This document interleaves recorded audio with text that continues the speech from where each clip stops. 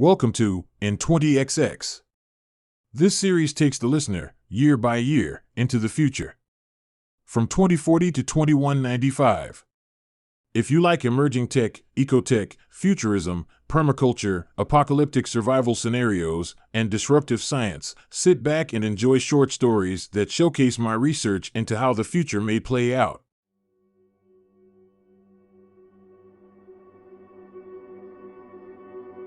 The car takes Ernesto Jones through one of the drop tunnels.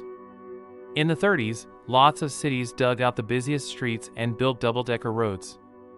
The lower roads don't have any red lights and no snow, which, in Cleveland, is amazing. Goggle, put on the news.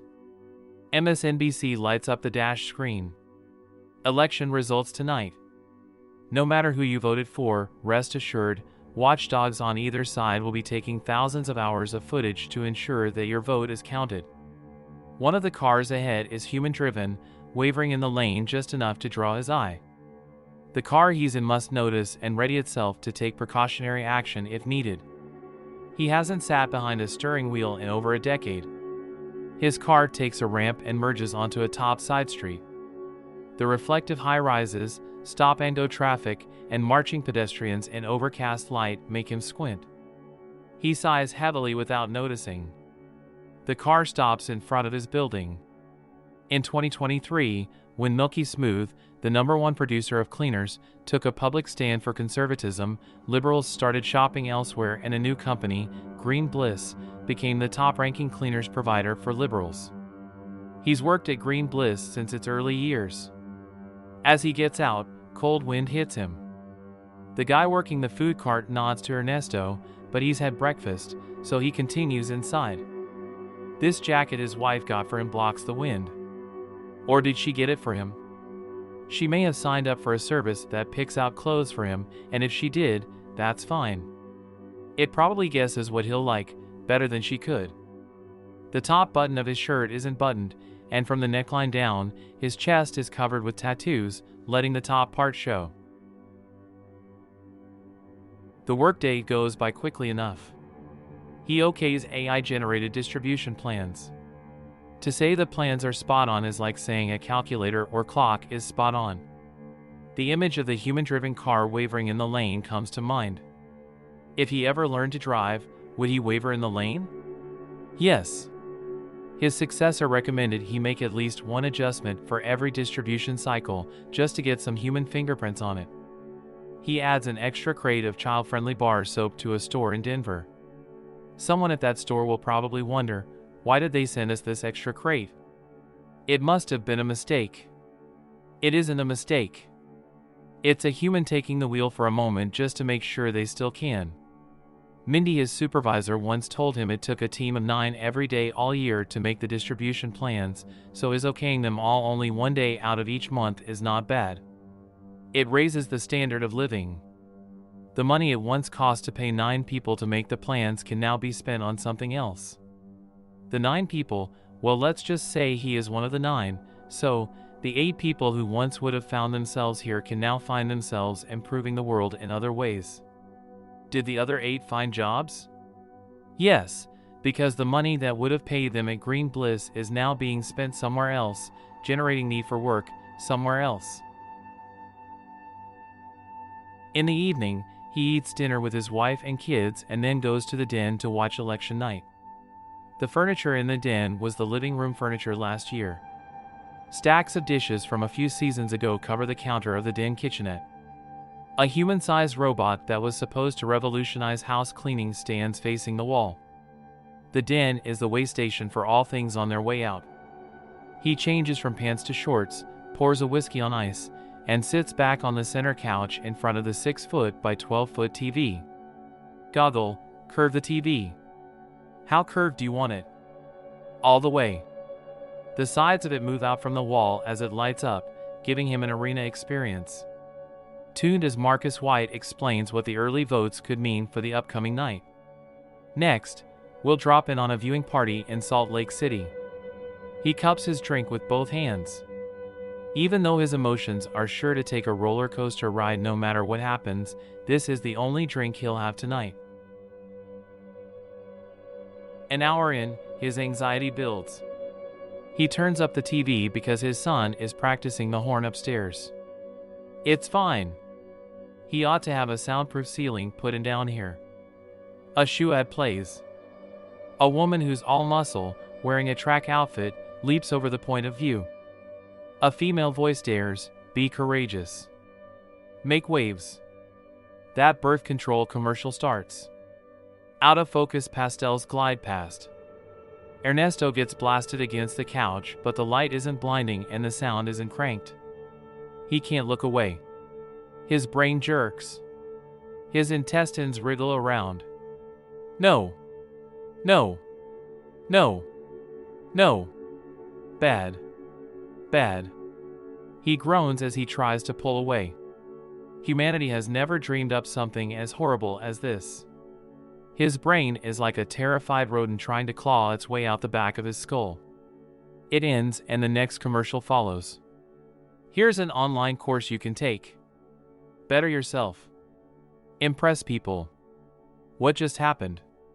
His jaw is so stiff he has to work it loose with his hand. His drink is spilled on his lap, something that would have upset him, it now matters not at all. Does anything matter at all? He can't remember. But he remembers BAM. The memory of it hits him hard. He struggles to get up. Moaning, he tries to shake it off and calm down. Like a lost connection, he loses control of his body. The lights go out. He's falling, falling, falling, bang. His head hits the glass coffee table. Sometime in the night he gets to his feet, turns off the TV, cleans up in the den bathroom, and goes upstairs to get some sleep. The next morning, his wife hands him a brown paper sack. Liz Hunt won. She did. Good. As he walks to the front door, Goggle says, "A car is waiting for you." "Yes, I'll be there." A drizzle falls as he follows the winding path to the gate, which opens for him at the same time that a car door opens for him beyond the gate. The car cruises deserted streets. That's unusual. He pulls a sandwich from the paper sack. Play the news. We are celebrating Liz Hunt's win, of course. As more is found out about the attack, we're learning it affected every state but has almost entirely missed some groups. People live in media bubbles, so discriminatory attacks. Ernesto has that feeling like he had the day after he cheated on his wife for the first time, the same feeling only 10 times worse. Play it cool. No worries. People are suffering conditions ranging from acute trauma to lingering depression. If you were exposed and you feel even slightly unwell, seek medical help. Be patient as providers are overbooked at this time. The car takes topside all the way, but it doesn't add to his commute time. He gets green lights the entire way. Almost all the cars are parked. He reaches downtown ahead of schedule. A businesswoman walking down the sidewalk swings a pistol around in front of her. A dog barks desperately at a body hanging from a lamppost. Poor dog, that's probably its master. The man with the food cart is outside. He must not be into politics. Stepping out of the car, Ernesto hears a shout and looks up. A man flips out of a window and tumbles, then caves in the roof of a car. Crash! The vendor yelps and his arms fly up. Look, look! Why is the vendor overreacting like that? He's crying and fumbling with his phone. In the elevator, Ernesto realizes the vendor wasn't overreacting and that he, Ernesto, was underreacting. He's the only one in the elevator and papers lies scattered on the floor. Who uses paper anymore? In the office, the 5 people who did show up, out of 100, run around, shouting to each other. He's just considered for the first time this morning that the workday may not go as planned. What's wrong with him? During the first affair, he found himself doing odd little things he never would have done before. He almost booked a lunch date across the street from his wife's yoga studio. He forgot his wedding band in a hotel room and had to go back for it. He'd never been odd like that before. Blanche, a coworker, approaches him. "Thank God you're okay." I'm glad you weren't exposed. Go to the boss's office. She runs off in another direction. One of those remote bots waves him into the office. Its base is a box with 4 wheels, only its arms can move very much, and overall it looks like a humanoid vacuum cleaner. Ernesto, it's me. Sniffle, sniffle, I'm feeling awful but I need to try to keep things going. Wait here and when the phone rings, speak with Phil. He's from Milky Smooth. I need you to introduce yourself and tell him you're in charge of the transfers. Milky Smooth? Yes, I know they're our competitor. I'm about to tell you something that falls under the non-disclosure contract you signed when hired. Do you understand? Yes, whatever you need. The robot bumps a table. Milky Smooth makes our products. I'm not the owner. My boss is over at Milky Smooth. Most of our team aren't able to work while most of Milky Smooth's team never saw. The robot makes some erratic movements. Ernesto walks closer to the robot. Ma'am? The robot jerks. You didn't see it, did you? Ernesto has a hard time deciding what he'll say. Ernesto? Yes. Yes, I saw it. And you're at work? Yes, but I think I'm okay. I'm one of the mild cases. Well, listen close. If you feel just a little ill, let me know right away. Okay. That night he can't sleep, so he searches for over an hour for sleeping pills. It's that after the affair feeling only a lot stronger. He's carried that feeling for years. Play it cool. No worries. Before, he could ignore it, but now it needles away at his attention too much. He can handle it in the moment. But how long before it breaks him down? 2 pills and 2 glasses of whiskey later and he's able to nod off. The next morning downtown, rental trucks drive around picking up bodies. 2 blue collars pull a body over a fence as a truck waits out front. Stores and sidewalks are deserted, but there are signs like broken windows and bloodstains on the sidewalks. More than 1 dog runs free in the street. The news says all flights are canceled. Now, more than ever, America shows how divided it is. Most conservative regions operate normally. Their businesses and schools suffer only a small uptick in absences. There are some empty shelves in the grocery stores, but that's it. Blue regions, on the other hand, are suffering more casualties than at any other time in history. There aren't enough hospitals, police, and firefighters. Efforts to bring in support from neighboring states are being blocked. It's like the country suffered a stroke and one side carries on while the other droops with paralysis. He surfs the dash monitor and his tube feed fills with liberals bemoaning devastation. My aunt took her life last night. We just heard about it this morning. I helped form the Democratic Party in my hometown. There are only 5 of us here. I'm trying to hold on. I'm a survivor. Over 50 people from my dorm were at an election viewing party. Today, I don't know where most of those people are. There's a forest next to the university and I'm scared to go near to it. In the office, Blanche asks him, "Are you sure you're okay?" Andrew said we can take breaks whenever we need to. He wonders who Andrew is. I'm fine. No worries. His boss isn't operating the remote bot anymore. It stands frozen in her office with its arms out.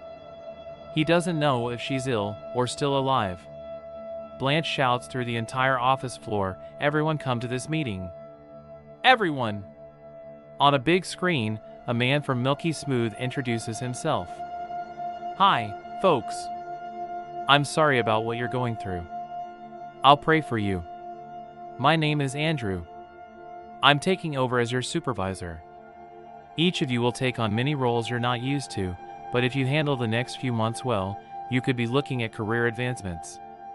Ernesto receives a list of passwords and logs into Mindy's computer. 2 hours later, he calls his doctor. "I need something for the viewer attack that is in the news." Dr. Hiroshi says, "I'll text you a prescription. This is known as a PTSD medication." "Thank you." But when Ernesto calls pharmacies, only one is open and that one says they're out of his medication. He can add his name to the list, but it could be weeks before he can get it. He feels like a dry grindstone is slowly rubbing back and forth on his teeth. He's always been better than most at locking away memories and concerns, but this amount of lurking ill feelings is eating away at him. For lunch, he goes to the lounge. Though he usually must wait to get a seat, the place is nearly empty. Before, music competed with conversations, but now, no music plays. The owner stands behind the counter instead of the 5 staff that usually hustle about. Ernesto calls to him, "Are you serving?" The owner nods as solemnly as a funeral home usher. Goggle chimes in, "You're at Promise's Lounge. Would you like to order?" "I'll have the usual. Pastrami and rye coming up." Ernesto sits at a booth large enough for a party of 12. One of the escorts sits at the end of the counter. He remembers her from when she was fresh off the bus. Now she looks slick and malnourished. He's never called on a call girl. Not that he wouldn't. He always had other things going on. He's drawn to a challenge. Should he even check the news? What's the point? One of the dealers comes in, spots the escort, and saunters over to her. He hunches over the counter next to her, and anyone who doesn't know better may think they're two lovers having a funny conversation. What is it with street pros and faux leather? They both wear too much of it. Wait, that dealer has pharmaceuticals. A month ago, one of Ernesto's coworkers got painkillers from him. What should Ernesto do? Go over there? Does he signal to the dealer somehow? When others have used a dealer, he's never paid close attention. He doesn't want to, but the day isn't even half over, and he feels like he's been on the operating table the whole time. The two can tell he's coming, but they don't look. The dealer talks and wags his head, and the escort smiles bitterly. Ernesto approaches them from the best angle, where he knows they can see him. "Excuse me." The dealer careens around and grins with pleasure. "Yes?" "Hi. I'm wondering if you know about a pharmacy in the area." The dealer has got to recognize him. They both have come to the same lounge for years. The dealer says, "Oh Mac, don't you know? All the stores are closed." Ernesto brings up the prescription on his foldable. "See, I've got this prescription I need to pick up." It's kind of a situation. The dealer recognizes the prescription. "Normally we need to go to my office." He waves a hand at the empty lounge. He points at the prescription. "That one is sold out. You aren't going to find that anywhere unless you're willing to drive to Florida." Ernesto half turns and is about to put his foldable away. "I do have a medicine that's the best perform-on drugs out there." Ernesto looks around the darkly lit room. He knows that perform-on drugs are made for busy people with lives. Students use them. Lawyers use them. People who can pay a mortgage use them. What's it called? Pleasant. Ernesto wants to cough or laugh. "I haven't heard of it." The dealer's hand drops and is holding a clear baggie of 4 creamy blue pills over Ernesto's foldable. "It's Preform-on. No high, no addiction." The escort twitches. The dealer continues. "You saw that thing on TV, right? You look a lot better off than the rest. I bet just one of these will set you right." His hand on the baggie withdraws, leaving the baggie on Ernesto's foldable. Ernesto nods slowly. "How much?" "No." The dealer holds a finger up. "Call the number on the bag if you need more." Ernesto backs up. "Thank you." He walks back to his table. Ernesto is A-okay. Not only is that feeling gone, but all mild unpleasant feelings are gone as if they never existed. For work, cars take him to all the local universities where he recruits new hires. He meets with a dean. "Listen, school isn't open, they may as well get some training." After work, when a car drops him off, he notices his neighbor's house is taped off and the lights are out. That house was always on like a lantern, even late at night. Weird people wander around his neighborhood. they act out of it and distraught. They were nice clothes but still looked disheveled. During dinner, his kids stare down at their foldables. His wife watches him for a long time. In the den, he forgets to make himself a whiskey on ice. On the news, conservatives are saying the catastrophe is because the new vice president is trans, so God is showing his disapproval. MSNBC is setting up ad-free channels. Don't watch other news. Several attacks have aired over news streams. The ads get pulled, but each time it was a different ad that turned into one of the mental illness inducers, an ad for medical marijuana, an ad for online gambling, an ad for discreet connections, an ad for sexy training wear. Across the nation, neighborhood volunteers are organizing to help remove bodies and provide compassionate restraint. On his commute, the car drives around a body in the road. The car will call it in. A dark plume of smoke rises from the airport. Downtown, army trucks drive past, and people in camo enter buildings. For the first time in his life, at night he takes a long walk. The cold air makes his muscles ache. A woman huddles in a ditch watching him fearfully while two children sit by a fence nearby. Two houses burn while people wearing pajamas use garden hoses to spray down neighboring houses. Always sirens wail, but always far away. Every time he buys more pleasant, the price goes up. Last time he bought 100. This time he buys 300. Maintenance fee. A week later, he has a nervous breakdown and stays home from work. Not long after that, he leaves his family to protect them. He wants to check into a hospital, but all are full. After that, he disappears.